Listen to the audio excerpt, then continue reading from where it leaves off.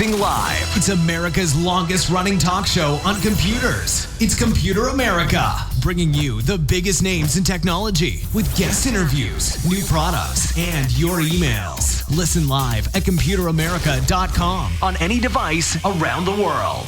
Email the show at live@computeramerica.com or find us on social media. Be sure to check out our website for contests, giveaways, show notes, live video stream, podcasts, and more. You're listening to Computer America.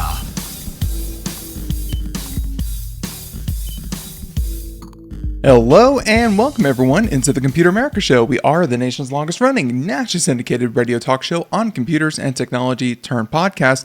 Everyone, welcome into the program. I hope that you're doing well and you are ready for today's show because, well, you may have guessed it, being Friday, we have Ralph Bond. He is our science and tech trends correspondent and he'll be joining us here in just a little bit to talk all about some amazing stories that you probably haven't heard of. This week, we just say distract you from, some not so fun headlines. But I got to say, with the Olympics going on, there's been a lot of fun stuff to pay attention to. So everyone, I hope that you've been enjoying that. And yeah, I guess I should say computeramerica.com. That's where you'll find everything, including the show notes. And of course, the show notes will, of course, have everything from the links, sources, anything that you need to know about today's show. Computeramerica.com. You can see the Ralph Bond section at the top, and you can find today's show. By the time that you hear this, the show notes will be up. And yeah, you can find links, videos, everything and anything. So with that being said, let's go ahead, bring Ralph on, and hey, just have fun with it. So once again, he is our science and tech trends correspondent. And of course, every Friday he joins us. Ralph, how you been? Okay, and it's great to be back. All right, so I think a good way to kind of introduce this would be to just kind of introduce everyone who may be new to the segment. What is that we try to do? Yeah. If you're new, welcome. We're going to have a great show today. And what Ben and I do every Friday is highlight 4 articles that show us key trends and developments in all things science and tech, including, of course, artificial intelligence, which frankly seems to be in every single story, no matter what it is. But we also do robotics, medical technology, sustainable energy technology, transportation advances, agricultural technology, construction technology, space research, physics, you name it. But most important of all, especially given the news week we've had, most important of all, we're going to give you hope for a better future thanks to amazing breakthroughs happening every single day in the world of science and technology. Absolutely. So I think we are going to start with one of my favorite publications. I'm glad that you're picking up on them as well, but Ars Technica. And yeah, let's jump right into robotics. And if we had to pin a trend to it, swarm robotics. Not just a robot, but many robots. Yes, absolutely. And in fact, folks, this is a good example of why you need to come out to the Computer America website. Get today's show notes, because what we're going to talk about is very difficult to explain with words only. You need to see the images and the video and so forth. That's part of this, part of the show notes. And with that said, let's get into this. It comes from arstechnica.com, a wonderful website. Headline here: watch a robot swarm bloom like a garden. Then the subhead is the swarm garden, an array of modular robot agents that adapt to changing conditions for, here's the key word, living architecture. And this is a key trend we're seeing. Ben, you might remember, I don't know, last year sometime we did a story about a facade, building facade. I think it was in Germany, maybe. Yeah, it was a big white one, right? Yeah, and remember it had the louvered-like things over the windows, and they were intelligently responding to sunlight patterns, to shade or open light, to either heat or cool the building. That's an example of what we call living architecture. This is a really bizarre and interesting one, and you have to see the pictures. I'm going to describe the photo in the show notes for those of you who are listening to us as a podcast as best I can. Picture a room and a wall, and it has these little square array of these objects that look like big giant flowers. And you'll see in the photograph a person with their arm extended with a wristband and a little box on top, and we'll explain what that's all about. But picture in your mind either a facade of a building, maybe populated with these little boxes with these array of flower-like devices. So again, really come to the show notes, see the video. It'll all make sense. But let's get into the story. A team of researchers at Princeton University has created an experimental swarm garden of bots to introduce a new kind of living architecture. They created a system of small, flower-like robots on a wall surface that work together as a swarm. So instead of a central controller, each robot follows simple rules. And they equate it to how in nature ants, for example, coordinate their efforts. And each swarm garden robot is simple, but very powerful when networked together.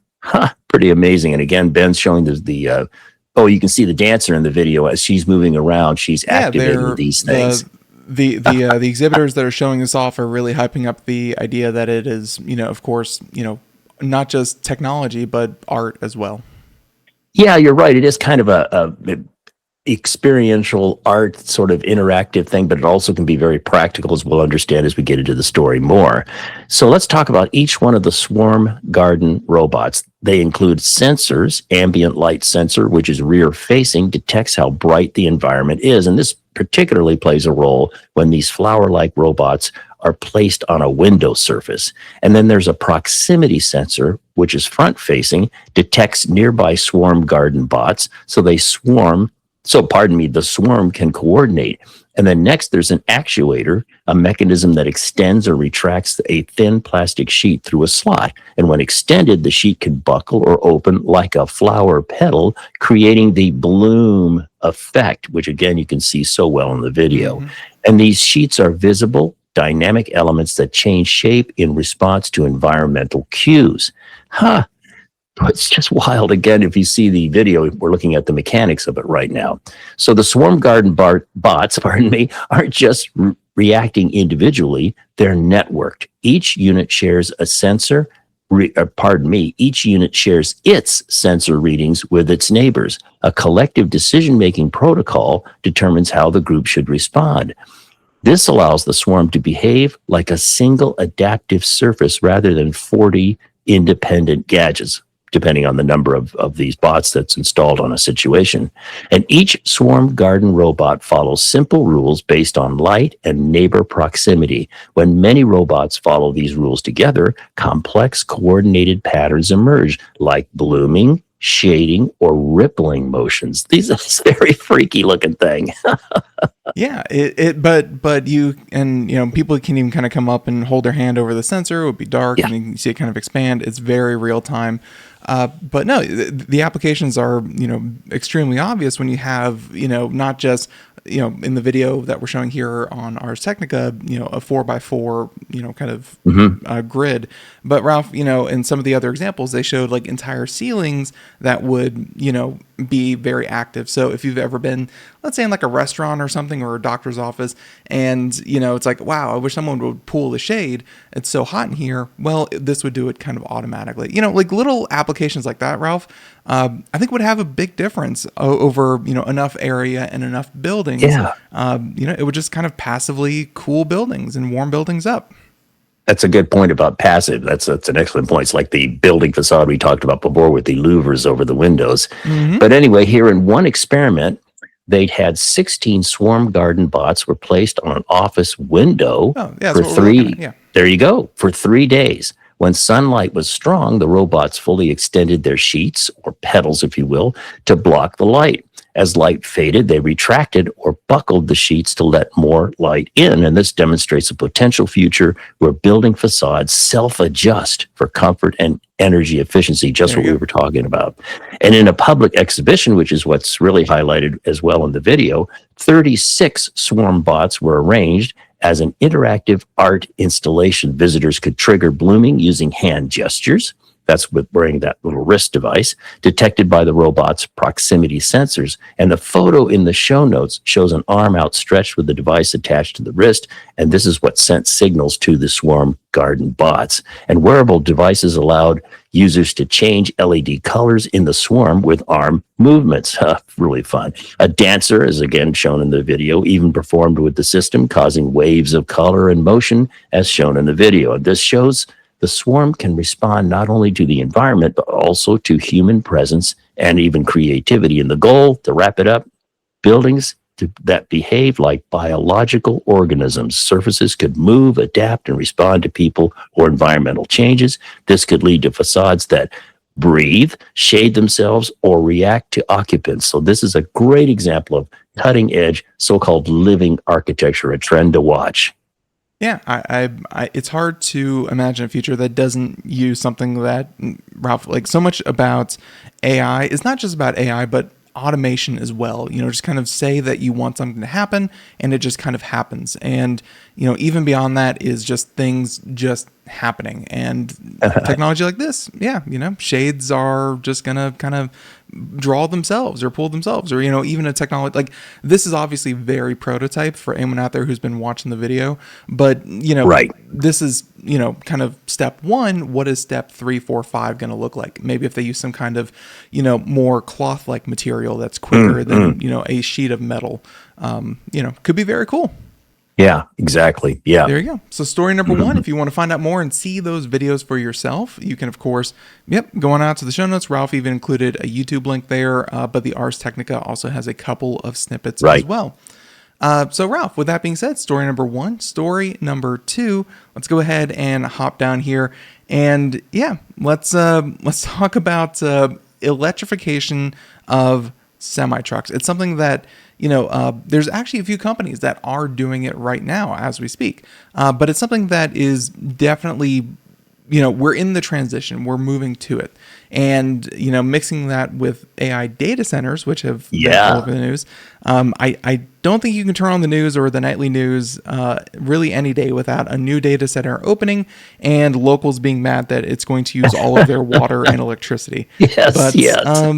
Hopefully there's a way around this. So, Ralph, let's talk about story number two.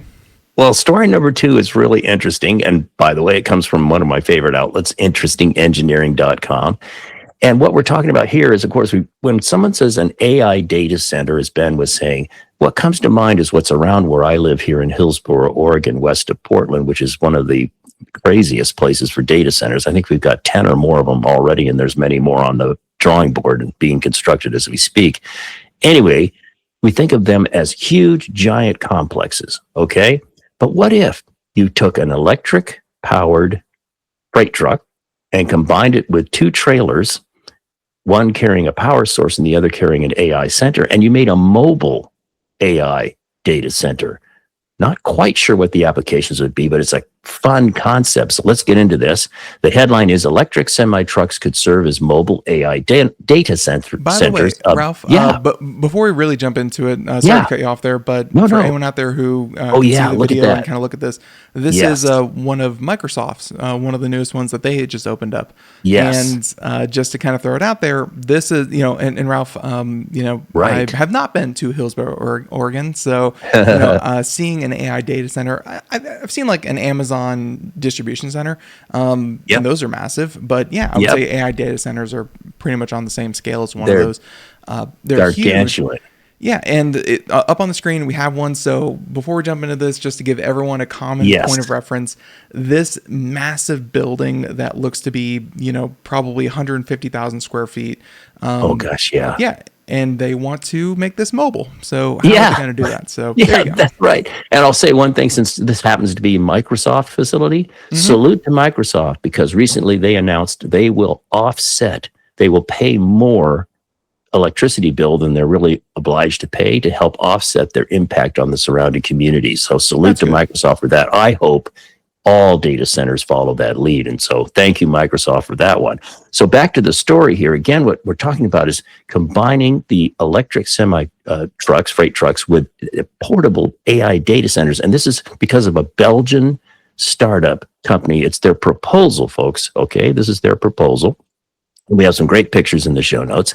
A Belgian startup called Windrose Electric has unveiled a concept to turn electric semi-trucks, freight trucks, into mobile containerized AI data centers. And here's how the system works. The company, by the way, already produces electric freight trucks. They're the R700 series of electric semi-truck. And these trucks would carry in their proposal modular freight containers, two of them.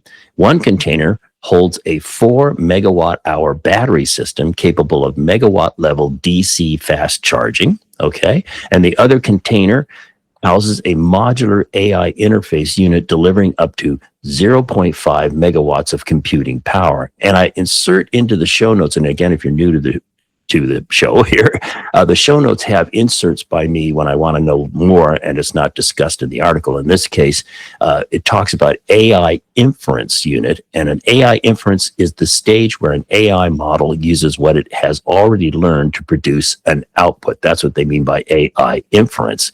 And it has some more details here in the side notes if you want to check that out. But both modules, so picture in your mind a freight truck.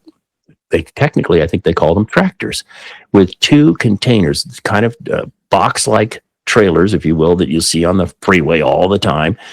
Both modules use standard 20 or 40-foot ISO containers, making them easy to transport and deploy. And then why this idea of containerized data centers? Because at first you think, well, why do this? Well, scalability. Companies can add or remove computing capacity quickly. Lower costs avoids buying land and building traditional data centers. Energy efficient modular systems can be optimized for power use and mobility, the obvious one here. Units can be relocated to meet shifting operational needs. And Ben, to me, immediately I thought about the military. Maybe this could be something that they'd be interested in. I'm also kind of scratching my head saying what would be the use case for this. And, part of me is like, well, maybe if you need a lot of computing power to start your AI-ification, your AI program, but then, you don't need all of this computing hardware to, really run it once it's all set up. Hey, then maybe something like this would make sense. Ralph, I mean, the cynic in me is just saying, how is a tractor trailer company, how's a freight company trying to capitalize on AI? Yeah. And this is just their best attempt to kind of squeeze AI into it.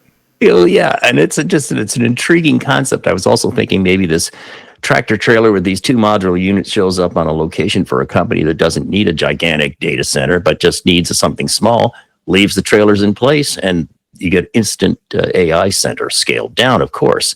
But to wrap this up, the whole system in their proposal is AI-driven optimization, predictive maintenance, and real-time monitoring to improve reliability. And again, folks, very indicative of the kind of stories Ben and I do every Friday. This is early proposal, early ideas. So it's something to watch. Are we going to see mobile AI centers? Maybe. We'll see. Yeah, just to be able to kind of move them where you need them. Ralph, hey, hardware failures happen, or something happens. Maybe you just need to plug a gap, plug a hole somewhere, and this could be, Ralph, to give them credit, a problem I never considered and a solution I never thought of, and they've already done it. So someone out there is going to say, wow, what a good idea. And there you go. So Wind Rose. Very cool. So yes. Let's go ahead and jump from story number 2 to story number 3.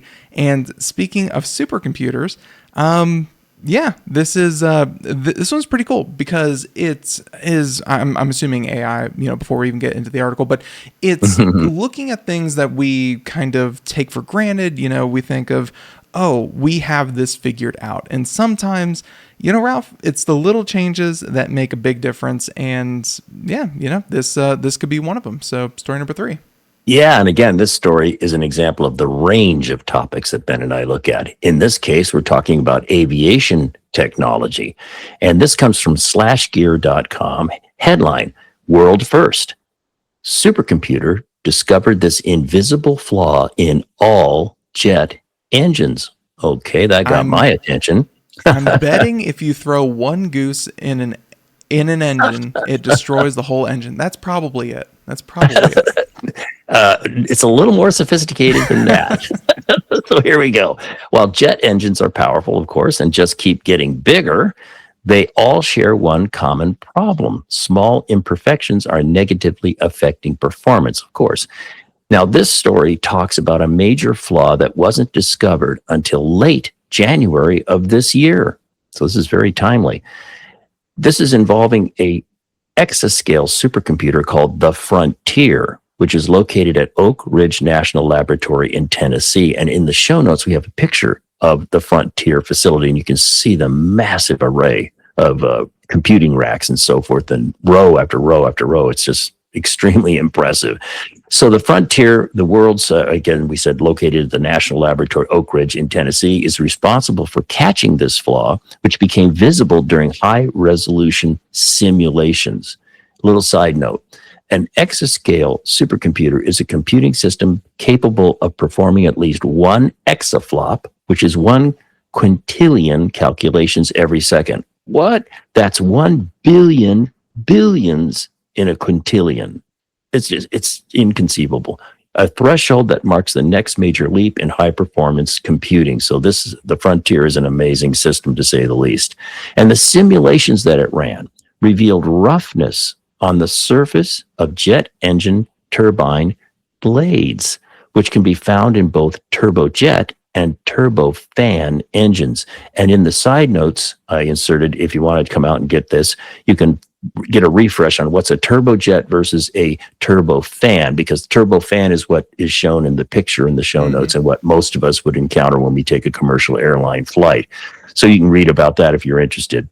But going back into the story, this roughness on the blades can lead to a loss of fuel efficiency and more heat being generated. And over time, this can shorten the life of the blades and require more maintenance to keep the engine's components from malfunctioning. So that's the problem, Ben. And these imperfections aren't manufacturer defects. It's not that the people who make these engines are making terrible mistakes. That's not the point. Not a defect, but spotting this defect before this research would not have been possible due to the tremendous computing power it took for Frontier to find these imperfections. Wow. Yeah. Just going to the link that you provided in the show notes, and kind of seeing the different supercomputers, scrolling through, and they have the Jaguar, the Titan, the Summit, and the Frontier. Yes. And they show which one was the most powerful in what year, because obviously, Ralph, a year goes by and there's a new, more powerful supercomputer. Oh yeah. But yeah, it really shows that this was not possible up until 2022, and then there's lots of things that you can run on this. But Ralph, like, whenever I thought of supercomputers, I was like, okay, weather prediction is going to get a little bit better, and maybe something somewhere is going to do something. But no, it's so cool to see that they're revisiting and rerunning experiments and still finding out new things. It's very impressive. Yeah, it is. It's a remarkable example of extremely powerful computing being used to solve problems that heretofore you couldn't even identify without this kind of computing power for simulations. So going back into the story here, by identifying the problem is just the first step, as the Frontier's findings are now being used to inform future jet engine design and construction. So this information is being turned out to the world to help designers. And while it might be impossible to fully remove all surface imperfections on these blades, turbines can now be engineered to compensate for and overcome these flaws. Plus, thanks to the data Frontier gathered, cooling the jet engine's turbine blades will now be more of a focus moving forward. So again, a great innovation that just happened late last month. Here we go. Yeah, and it all seems totally doable. Now, luckily, it's not a defect that, okay, we have to pull all planes from service and get them fixed. But no, it just means that future planes will be efficient and better running and last longer. Yeah. That's where the real breakthroughs come in. So really great story number 3, especially if you own a private jet. Hey, the next one may be even more efficient. So good stuff. Story number 3, as we all do. Story number 4, let's go ahead and talk a bit more about robots. But this one, as usual, story number 4, a medical bent. And Ralph, let's talk about story number 4. Yeah, as Ben was saying, usually what we do is the fourth story of the 4 stories we highlight each Friday is medical technology or medical science research related. This fits that category. This one comes from California Institute of Technology, usually just referred to as Caltech. And it's a great example of a trend Ben and I have been seeing and watching for several years now. The idea of so-called robots or bots that are independent can be deployed into the body, in an not invasive, I can't say it, invasive, not invasive way of introducing these little bots into the body to do certain things. to attack tumors, to deliver drugs, all this sort of thing. It's a key trend in medical research, and this is a good example of that as well. So the headline here from Caltech's website is BubbleBots. Simple biocompatible microrobots autonomously target tumors. And we have a link to the article, of course, and we also have a link to their research paper. And wherever possible, by the way, I insert links to the research papers for all of these stories. So here we go. Researchers at Caltech, of course, again, California Institute of Technology, have created BubbleBots, a new type of micro robot. These are tiny robots, are simple, biocompatible, and designed to operate safely inside the body. They are built using urea and magnetic nanoparticles, making them easy to manufacture. And when I saw the word urea, my mind immediately went to urine. Yes, and mine too. Is there some relationship here? In the side notes that I had to explore this because the article assumes you just get it. You know what's going on. So you'll find out that in the press and abstract materials that the Caltech issued, they specifically mentioned decomposing bioavailable urea to power autonomous propulsion, but they do not detail a specialized source or synthesis route for the urea itself, implying it was standard urea in solution supplied for the motion experiments rather than a unique synthetic source. Okay, what I learned, and in the show notes you can dive into this, there's a difference between urea and urine. Okay, and if you want to dive into that, come out to the show notes and get into it. But not regardless, it's still pretty amazing stuff. They're not injecting little pea bots into your bloodstream. No. It's they're taking advantage of an element that comprises in part your urine. Okay, Yeah. So these little micro bubble bots move autonomously using a chemical reaction. This is the thing that's kind of innovative. We've seen things where they inject the body with little bots that are magnetic or have metal elements, and then using magnets from the outside guide the bots to a target. That's one thing that we've seen. This is different. These little bots move by chemical reactions, Ben. This is what I find so interesting. The bots generate micro bubbles when exposed to certain conditions, which propels them forward. This gives them chemotactic behavior. I love it when I get to learn a new buzzword. Chemotactic behavior. They can move toward very specific chemical signals, such as those emitted by tumors. Wait a minute. Tumors, cancer tumors, like for example, they're emitting certain specific chemical signals. And if you design these bots, these bubble bots, to chemically be attracted to a specific set of signals, it means it's targeted. It's not just an overall exposure of, say, a treatment or a drug or whatever to just a wholesale all over the body like chemotherapy traditionally is. No, this is very targeted because they're tracking chemical signals coming from the tumor. I love that part.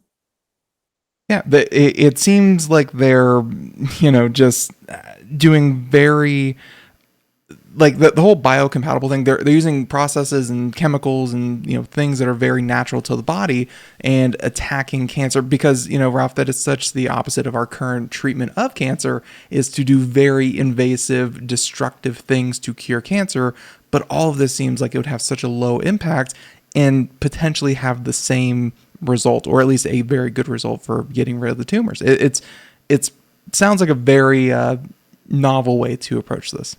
Yeah. And targeted treatment of cancer tumors, for example, if you look at the field of prostate cancer, they now have a lot of technologies where they can implant very targeted implant.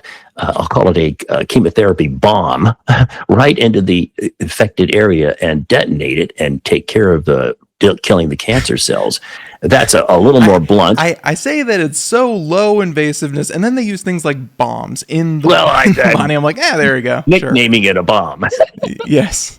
But back to this chemotactic behavior, a little more, by side note, I had to put a little more definition in here because I think this is so interesting. So chemotactic behavior is a directed movement toward or away from a chemical signal. It's a fundamental strategy used by many living systems, from bacteria to immune cells, to navigate their environment.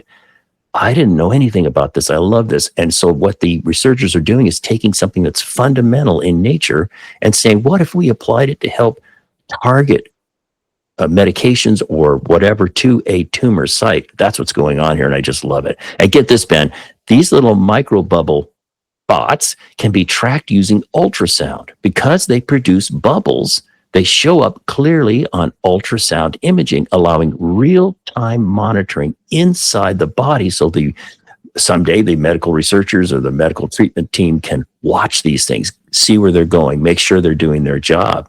And their key purpose, as we said before, is targeting tumors. The microbots are designed to navigate toward tumor environments without external control, another key trend in medical treatment research. This could eventually support targeted drug delivery or other minimally invasive cancer treatments. And folks, if we haven't left you feeling good about the future because of science and technology, I rest my case, because after this news week, we really need this. Yeah, it's again kind of feeding into the hope that when you need to treat something within the body, you don't just blanket the whole thing and hope that you get it. No, it's, hey, you can treat the organ, you can treat the area, you can treat the specific spot. And of course that hopes for, much better outcomes. So really amazing story. There you go. And again, thank you for linking to the research article or the research paper if anyone out there would like to check that out in more detail, because as you can guess, there's a lot more to that one than we covered, but still very cool. Now, if you have been following along and you can see either the video or follow along in the show notes, you may notice that the show notes, they go on for a bit. There's a bit more. And these are the honorable mentions. That's right. And you can see the honorable mentions here. These are 4 stories that are, usually 4 stories that are really great that you could definitely, have a whole nother show on. But for time's sake, we try to keep things a bit more concise. And to that, we at least would like to shout them out. And anyone out there who would like to go find more information, come on out to Computer America, come on out to the show notes, and you can see them right there. And, hey, a little bit of homework for you. So, Ralph, we can at least give them the headlines and, talk about them just a little bit. So, honorable mentions. Yeah, this first one in the honorable mentions, we'll have 4.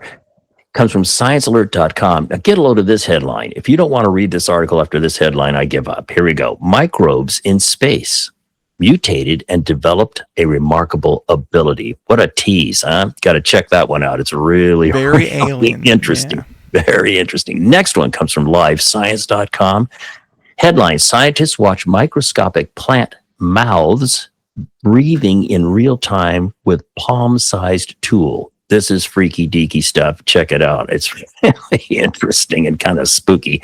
Okay, so now the next one, third one here, comes from Inc. magazine, so a business magazine.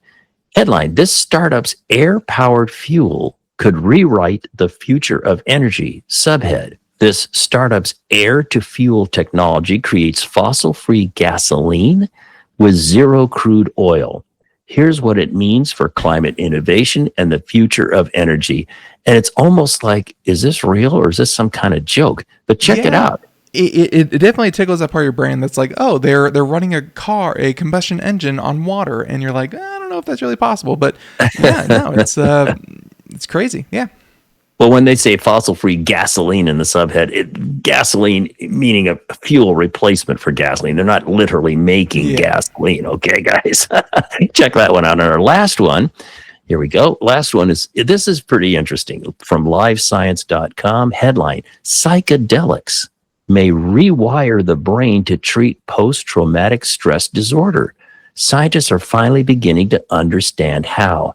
And that has been a very interesting part of medical treatment for PTSD folks using psychedelics. It's been very controversial, but this is some pretty interesting research and shows some promise to help people suffering from this become better through psychedelics. It's and not to get on my soapbox here, but it's definitely one of those areas where the government's classification of what a drug is and what class it is prevents medical studies of that drug, and not calling anyone out, but there's things that are in mushrooms and other of these chemicals that have very much medical application Right. It's just it's illegal to really study it, except in very, very tight, confines. So Right. yeah, no, it's always great to see stories like that where, even with such restrictions, we're still seeing some evidence come out. So Exactly. there you go. And ladies and gentlemen, if you want to find more of that evidence, well, Google it. No, come on out to computeramerica.com and you can see it right there in the show notes. So with that being said, we're going to start the outro music and we are going to wrap this up. So Ralph, I want to thank you so much for finding these stories, as always, introducing them and presenting them to a curious audience and myself. And everyone out there, thank you so much for tuning into Computer America. We really appreciate it. And come back next week for more Ralph every Friday. And yeah, it's always a fun time. More great, amazing stories that you should definitely hear about. And until then, I want to say thank you so much for tuning in. Have a great weekend. Do something fun. And we will catch you next time. Everyone, have a good weekend. Bye, everyone.